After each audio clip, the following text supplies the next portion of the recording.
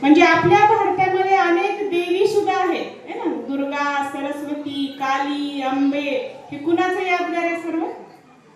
आपण सर्व स्त्रियांचं शक्तीचंच हे यादगार आहे. म्हणून म्हटलं जातं यत्र नार्यस्तु पूजन्ते रमन्ते तत्र देवता.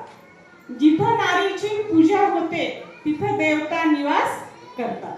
म्हणजे अशी ही नारी ही खूप महान आहे, है ना? आपण पाहतो की आपल्या भारतामध्ये अनेक अशा नारी होऊन गेल्या, जसं शिवाजींना घडवणारी जिजाई, मदर टेरेसा मातृत्वाचा धडा देणारी, तसेच कल्पना चावला अंतरात झेपवणारी, झाशीची राणी, अशा अनेक महिला आहेत की ज्यांनी आपल्या कर्तृत्वाद्वारे महान कार्य केलेलं आहे.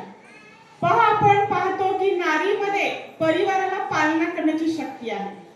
आपण पाहतो एखाद्या परिवारामध्ये एखादा जर पुरुष मृत्यू पावला तर महिला काय करते?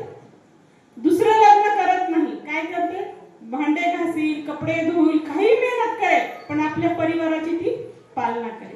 म्हणजे परिवाराला पालना करण्याची शक्ती सुद्धा कुणामध्ये आहे? महिलामध्ये आहे. तसेच आपण पाहतो